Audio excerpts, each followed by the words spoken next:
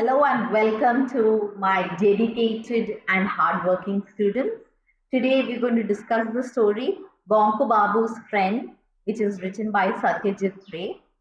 This is a really long story, so I would request you to keep patience and listen to the story until the end because we're going to learn new vocabulary and also going to discuss the beautiful theme of the story. So let's begin. No one had ever seen Bonku Babu get cross. Cross means angry. To tell the truth, it was difficult to imagine what he might say or do if one day he did get angry. So, the possibilities of Bonku Babu becoming furious were bleak. Bleak means next to impossible because he was a very gentle and humble person.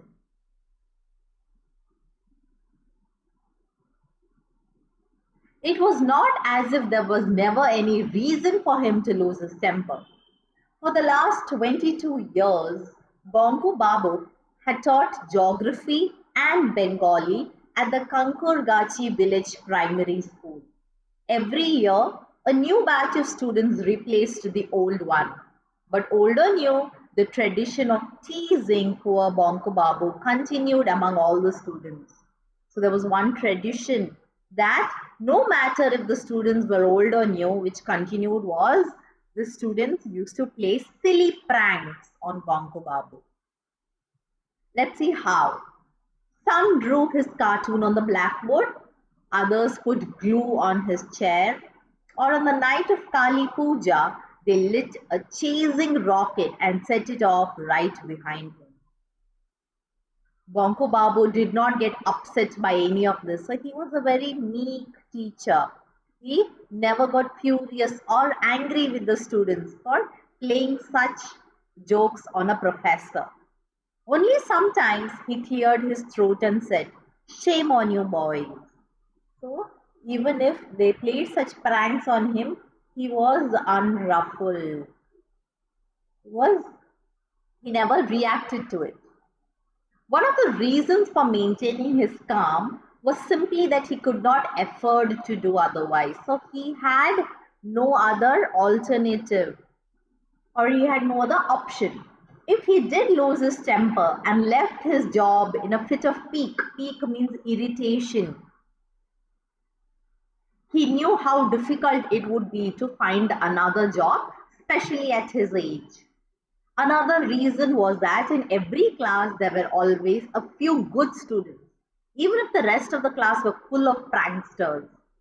Teaching this handful of good boys was rewarding. That to Bonku Babu, that alone made life as a teacher worth living because he thought teaching a handful of these good students made his life worthwhile. At times, he invited those boys to his house, offering them snacks and told them tales of foreign land and exciting adventures. So it shows how dedicated he was as a teacher because he would invite those boys and teach them a lot more than their academics. He told them about life in Africa, the discovery of the North Pole, the fish in Brazil that ate human flesh, that is the piranhas, and about Atlantis, the continent that is submerged under the sea.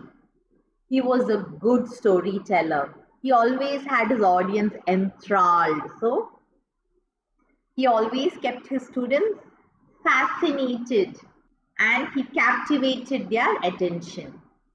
During the weekends, Bonku Babu went to the lawyer Sripati Majumdar's house to spend the evening with other regulars.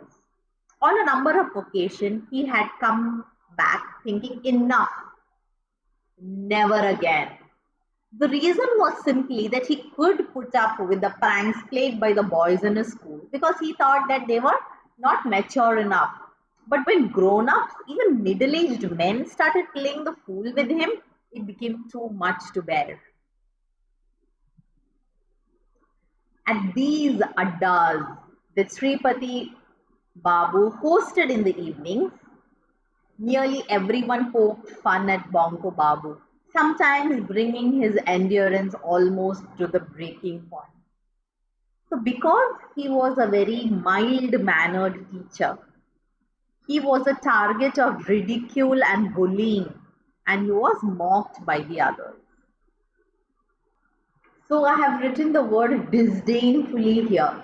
Disdainfully means is a person who is not treated with respect and considered unworthy of any respect.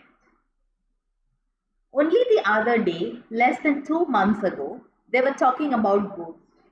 Usually, Bonku Babu kept his mouth shut because he knew that if he would say anything, they would make fun of him.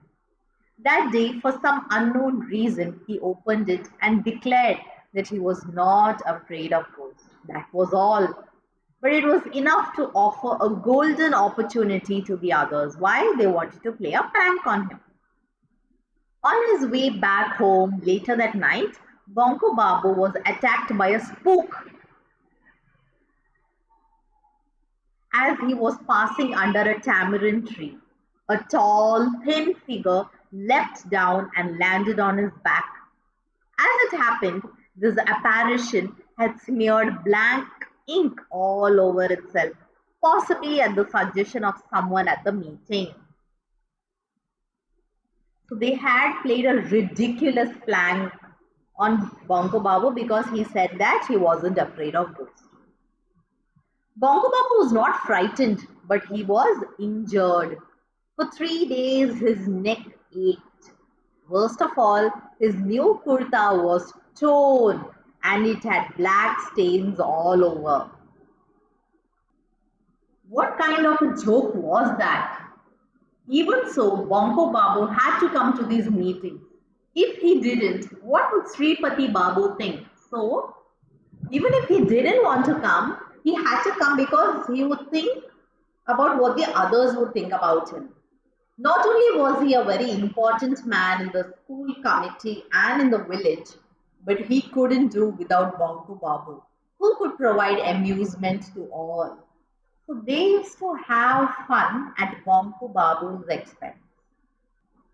They used to have fun at Bonku Babu's expense, and he was left as a laughing stock among everyone. So he was scared that he would lose his job as he was an important man in the school committee. Who? Sripati Babu. Therefore, he used to come there even if he did not enjoy their company. On one particular day, the topic of conversation was space. In other words, they were talking of spaceships and space travel. Soon after sunset, a moving point of light had been seen in the northern sky. A similar light was seen 3 months ago, which had led to much speculation. Speculation means guessing. Another wonderful vocabulary is conjecture. Conjecture. Conjecture is speculation, guessing.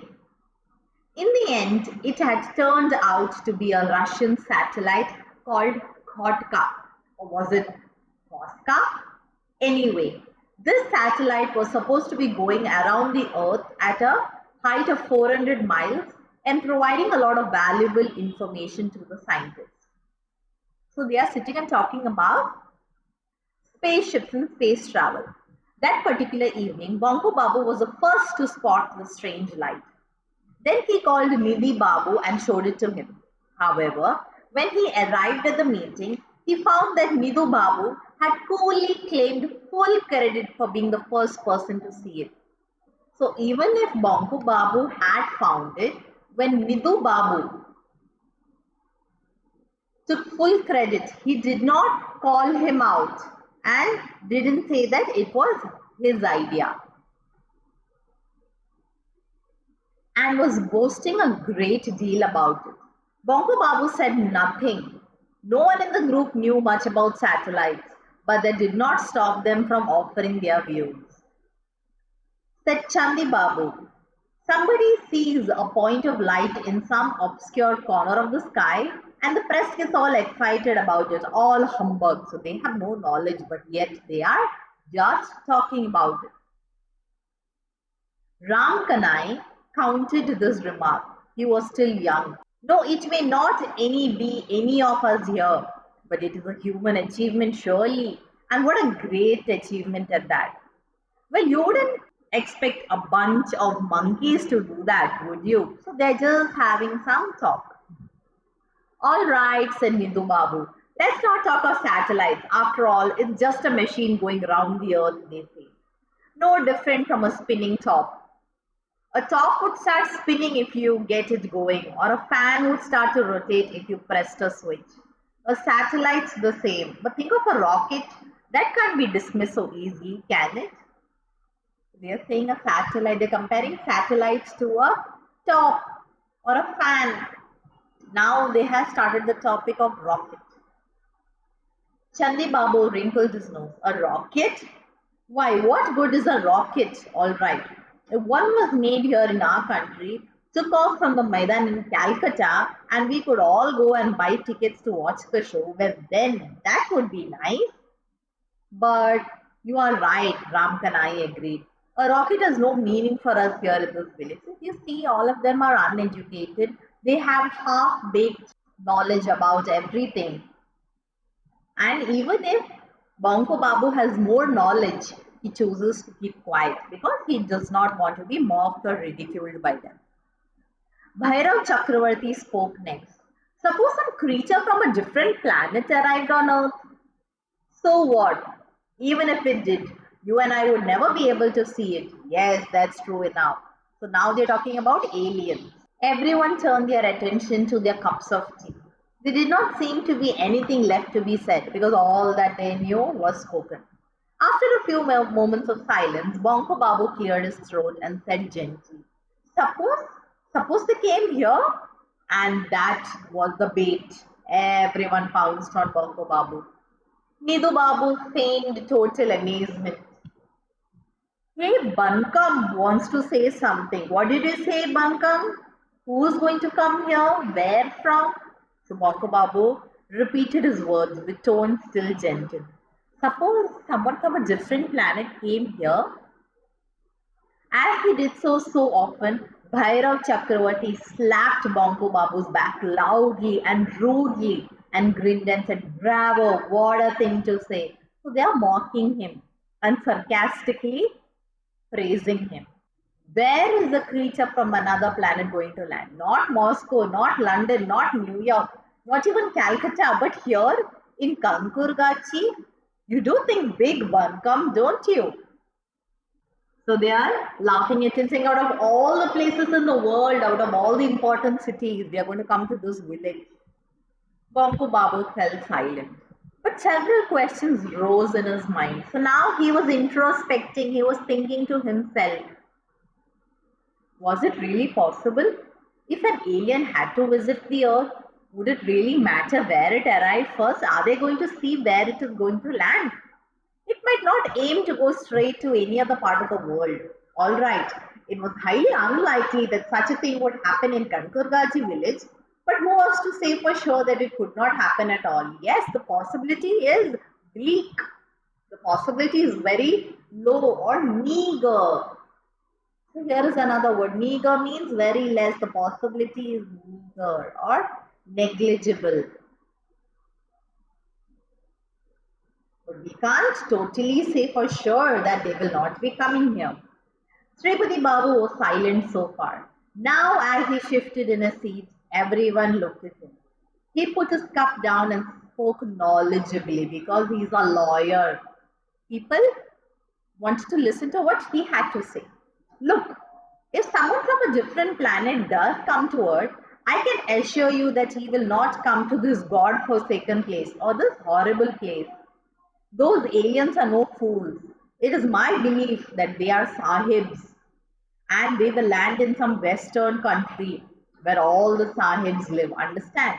He's saying these aliens will definitely not land in a horrible place like in their village or even in their country. Everyone agreed with the sole exception of Bonku Babu. Chandi Babu decided to take things a bit further.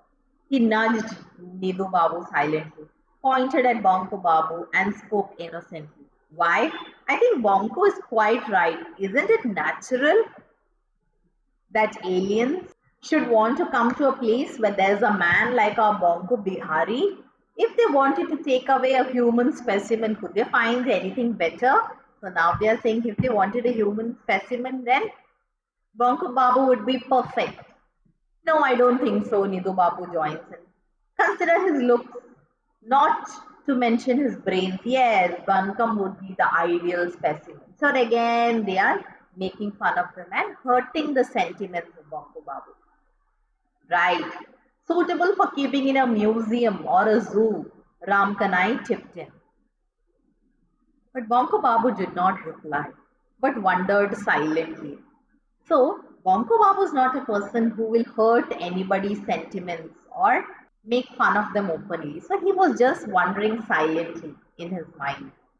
If anyone were to actually look for a specimen, weren't the others just as suitable?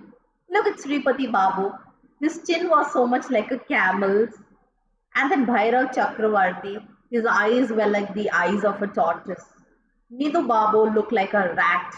And Ram Kanai like a goat. And Chandri Babu like a flitter mouse. If a zoo really had to be filled up, so he's thinking about all of them because they all look like animals and were perfect for the specimen of a zoo. Tears sprang in his eyes because he was extremely hurt by their words.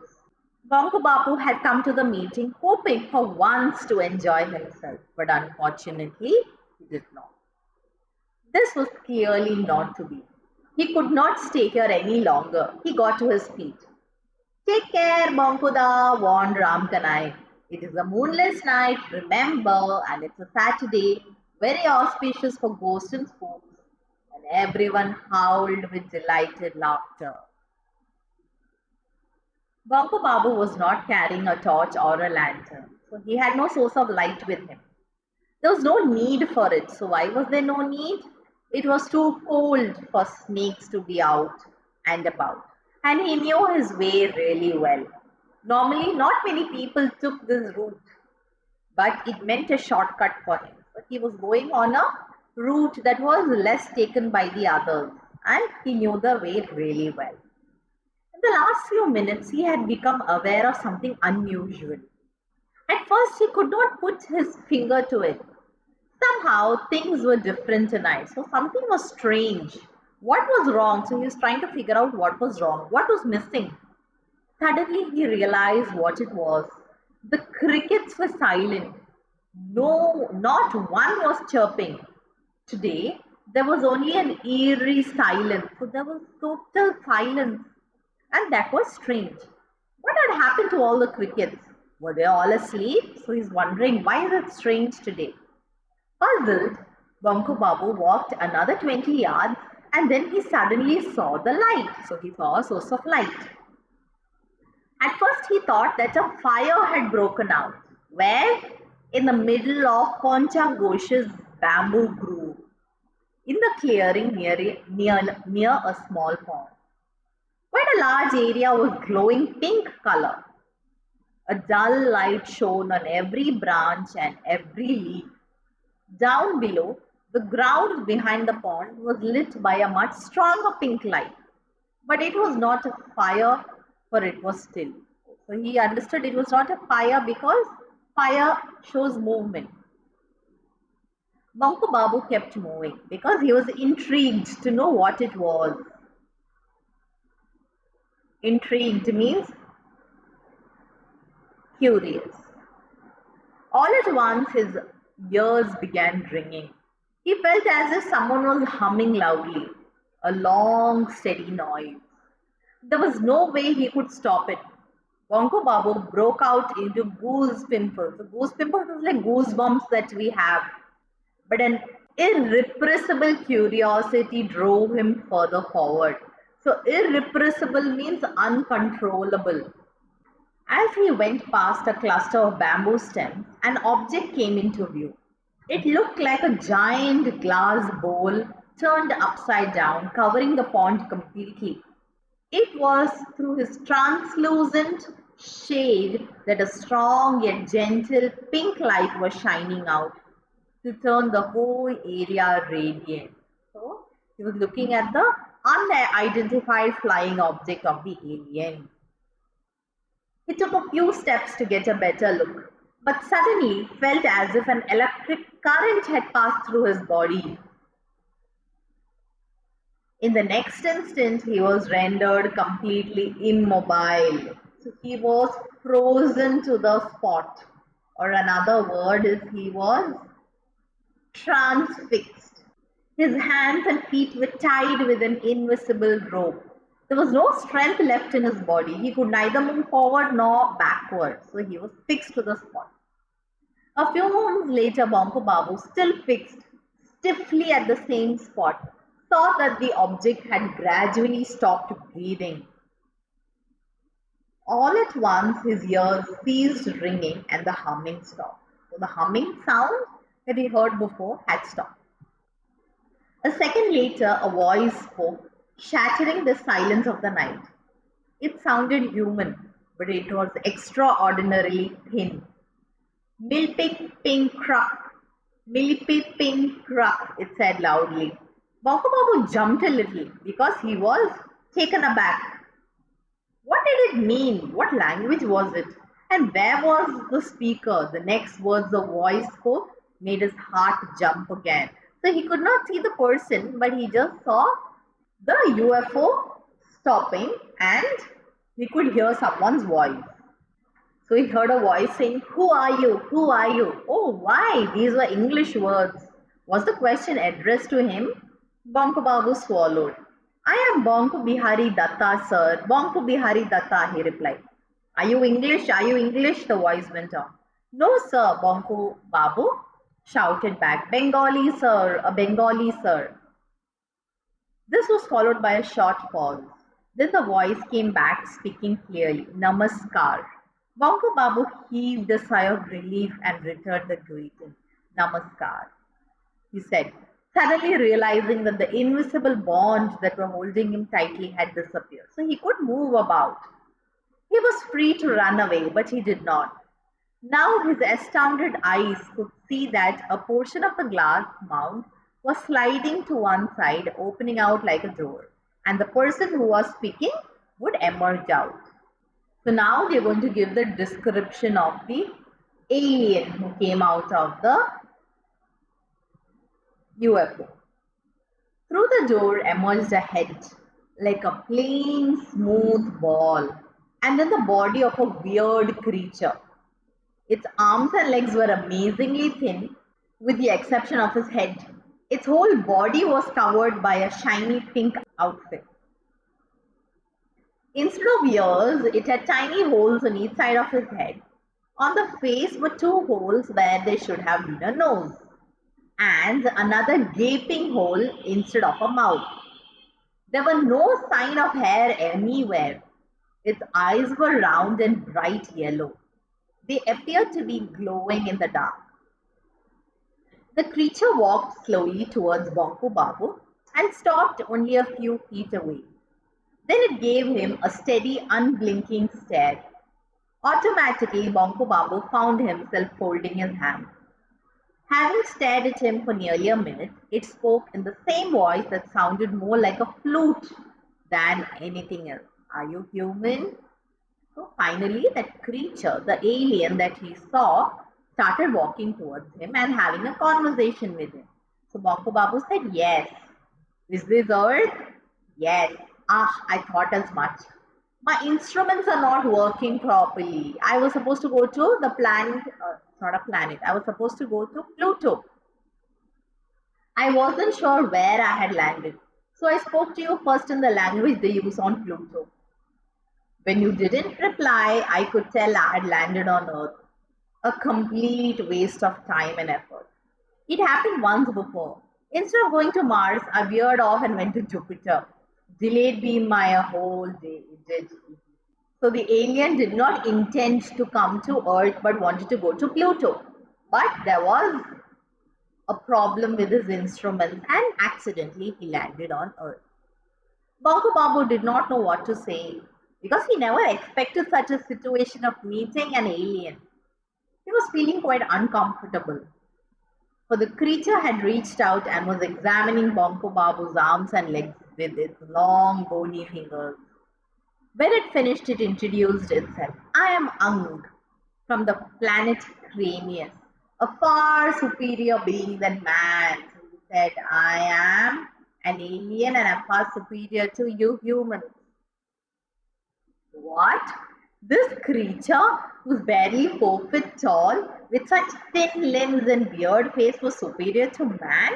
Bonku Babu nearly burst out laughing. Ang read his mind immediately. There's no need to be so skeptical. Skeptical means doubtful. I can prove it. How many languages do you know? Bonku Babu scratched his head. Bengali, English, and Hindi, a little Hindi, I mean. You mean two and a half? Yes, I know 14,000. There isn't a single language in our solar system that I do not know.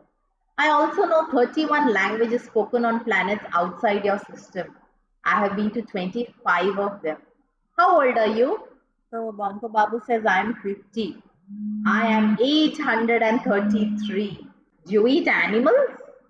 Bonko Babu had had mutton curry only recently on the day of Kali Puja.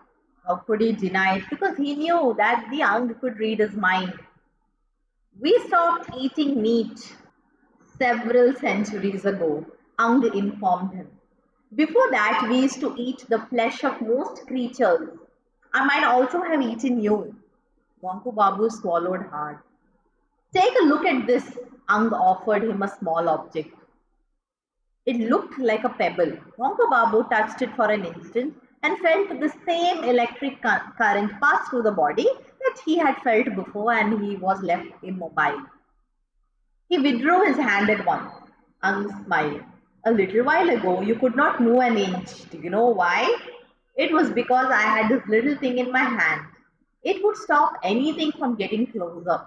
Nothing can be more effective than this in making an enemy utterly powerless without actually hurting him physically. So he's showing how he is more superior than humans. Now, Bonko Babu was genuinely taken aback. Taken aback means shocked. His mind was coming out of its stunned state. Now, finally, he was coming out of his shocked state and he started talking.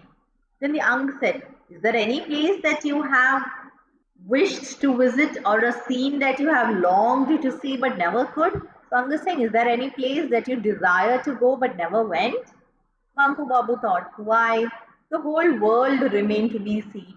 He thought geography, but what had he seen except a few villages and towns in Bengal? There was so much in Bengal itself that he had never had the opportunity or chance to see. The snow-capped Himalayas, the seashore in Dinga, the forest in the Sundarbans, or even that famous banyan tree in the botanical gardens of Shibpur. However, he mentioned none of these thoughts to Ang. There is so much I would like to see, he finally admitted. But most of all, think I would like to visit the North Pole. I come from a warm country, you see. So here Bonku Babu tells his desire that he would want to visit the North Pole, a cold place because he is in a warm country. Ang took out a small tube, one end of which was covered by a piece of glass. Take a look through this, Ang invited. Bonku Babu peered through the glass and felt all his hair rise, so he had goosebumps because he couldn't believe what he was seeing through the instrument. Could this be true? Could he really believe his eyes? Before him stretched an endless expanse of snow, dotted with large hillocks, also covered with ice and snow. Above him, against a deep blue sky, all the colors of the rainbow were forming different patterns, changing every second. The aurora borealis, that is the northern lights. It's supposed to be a beautiful sight to behold. What was that? An igloo? There was a group of polar bears. Wait, there was another animal, a strange, peculiar creature. Yes, it was a walrus. There were two of them, in fact, and they were fighting. Their tusks were bared, large as radishes, and they were attacking each other. And streams of bright red blood were flowing on the soft white snow. So walrus has two large teeth outside, right? So these walruses were fighting, and this was all an incredible sight to behold. It was December, and Bonku Babu was looking at an area hidden under a layer of snow. Still, he broke out a sweat because he was here, and it was a magnificent sight. What about Brazil? Don't you wish to go there? See, the Ang could read his mind. Bonku Babu remembered instantly. Piranhas, those deadly carnivorous fish, amazing. How did this Ang know what he would like to see? Bonku Babu peered through the tube again. Now he was in a totally different landscape or a habitat. He could see a dense forest. Only a little scattered sunlight had crept into the almost impenetrable foliage. So, impenetrable means that is impossible to get through, and foliage means trees. So, because of the dense trees, only scattered sunlight could get through.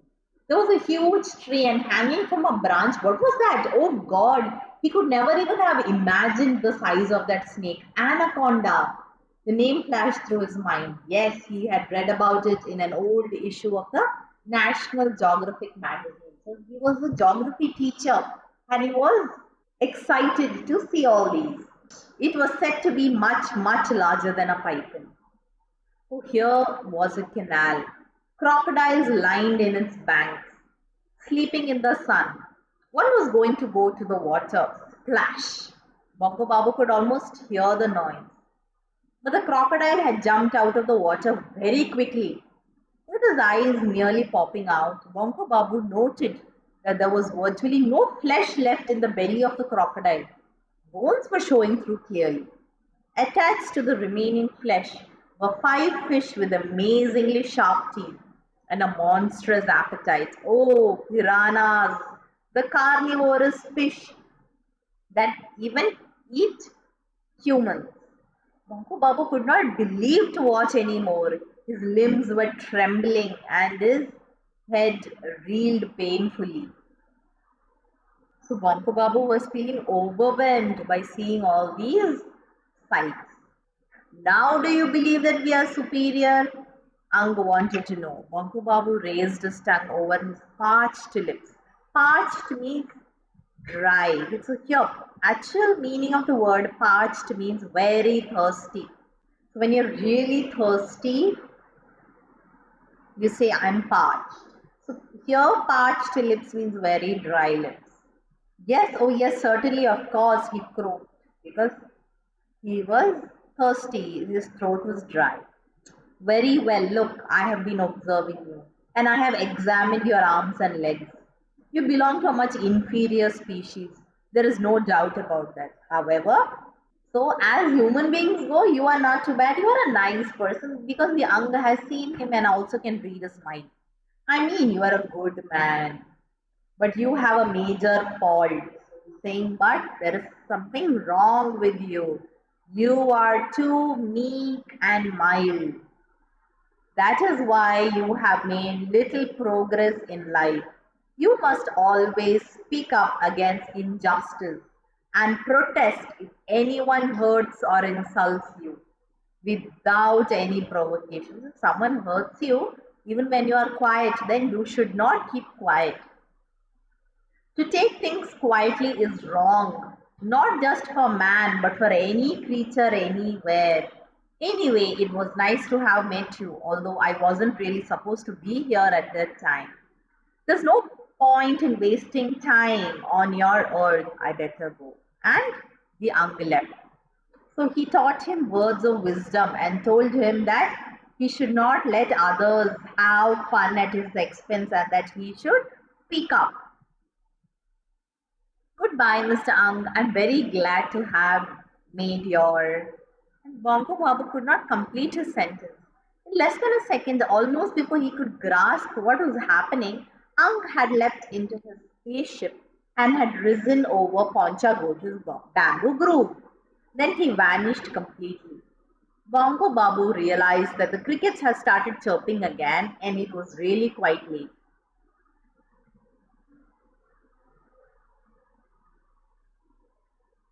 So before Bonku Babu could fathom what really happened, the Anga had left. Bonku Babu resumed walking towards his home, his mind still in a wondrous haze. Haze means fog or mist. Everything is not clear to him. Slowly, the full implications of the recent events began to sink in. Finally, he started realizing what an out of the world experience he has had. A man? No, it was not a man, it was an Ang. He had come here from some unknown planet and spoken to him. How extraordinary! How completely incredible! There were billions and billions of people in the world. But who got the chance to have this wonderful experience? Bonku Bihari Datta, the teacher of geography and Bengali in the Kankur Gachi village primary school. No one else. From today, at least in this particular matter, he was unique in the whole wide world. He was saying, out of all the people in the entire universe, he had got the opportunity, which was quite unique. Bongo Babu realized that he was no longer walking with a spring in every step, he was actually dancing because he was over the moon.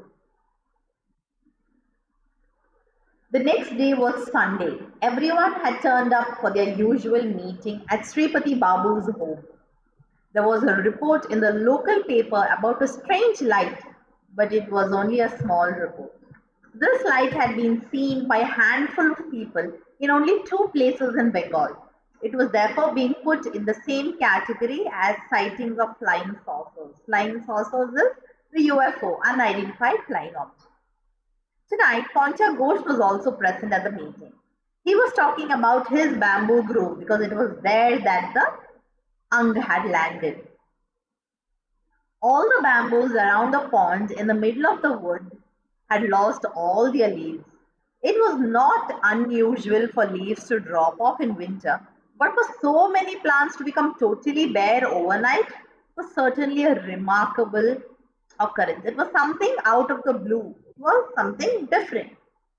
Everyone was talking about it when suddenly Bhairav Chakravarti said, "Why is Bonko so late?" Because they wanted entertainment or fun.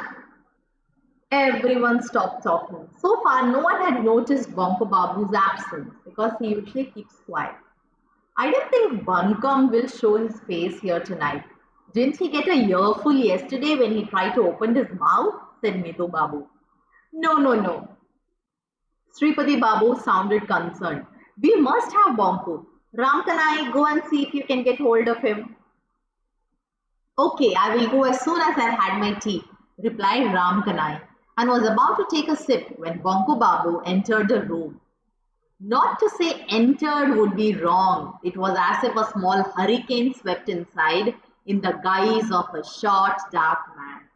So if you see here, there is a change in the gait of the person. Gait means the way he was walking.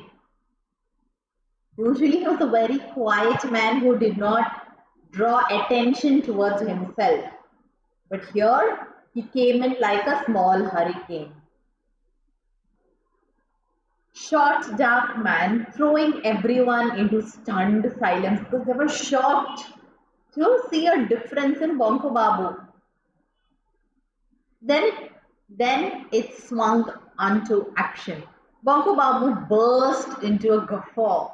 So guffaw means a loud and hearty laugh, and laughed uproariously for a whole minute, the like of which no one had heard before, not even Bonko Babu himself. So he had stunned himself as well because he had never laughed so loudly ever. When he could finally stop, he cleared his throat and began speaking. Friends, I have great pleasure in telling you that this is the last time you will be seeing me in your meetings. The only reason I'm here today is simply that I would like to tell you a few truths before I go. Number one, this is for all of you. You all speak a great deal of absolute rubbish. So he had taken up all the courage to speak the truth and say that they all spoke rubbish, which made no sense. Only idiots talk of things they don't know anything about. Number two, this is for Chandi Babu. At your age, hiding other people's shoes and umbrellas is not just childish, but totally stupid and wrong. Kindly return my umbrella and brown canvas shoes to my house tomorrow. So if you see here, Bonku Babu has a new found assertiveness,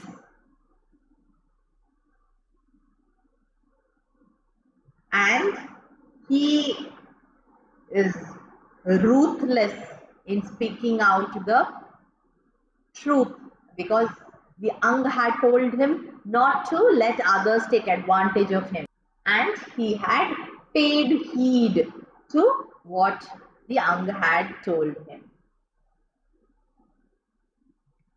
Nidhi Babu, if you call me Bankam, I shall call you Nitwit, and you must learn to live with that.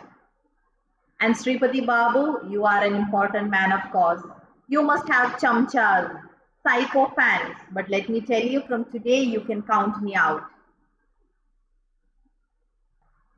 So psycho fans are these flatterers who always sit and say yes and praise the higher officials. So they are also called bootlickers. But let me tell you, from today you can count me out. If you like, I can send my cat to you. It is quite good at licking feet. And oh, you are here as well, Poncha Babu. Let me inform you and everyone else that last night an Ang arrived from the planet Cranium and landed on the pond in your bamboo grove. We had a long chat. The Ang was most amiable. So amiable means friendly. So if you remember before, Bonku Babu had suggested that maybe an Ang could land in their place, and it had come true. And so, therefore, he was informing everyone that there is a possibility. Bonku Babu finished his speech and slapped Bhairav Chakravarti's back so hard that he choked. So if you remember before, Bhairav Chakravarti on many occasions had slapped Bonku Babu on his back. Then he made his exit, striding out with a bounce and a whistle, his eyes sparkling, his head held high. So here now Bonku Babu has found new assertiveness, left with his head held high. He has a sense of uniqueness, of having an experience that no one had. And from then, he never allowed others to take advantage of him or mock him for being a good and gentle person. In the same instant, the cup fell from Ram Kanai's hand, shattering into pieces and splattering hot tea on most of the others. So they were all stunned by the change in Bonku Babu. That is the end of the story. So here the story gives us an important lesson that we should not tolerate people who are petty, selfish, and who resort to cheap entertainment at the cost of others, and that we should stand against injustice and protest when we are insulted or hurt without any provocation, or else people will take advantage of us. I'm so proud of you that you have watched this video until the end. Study well. I am praying for you. God bless.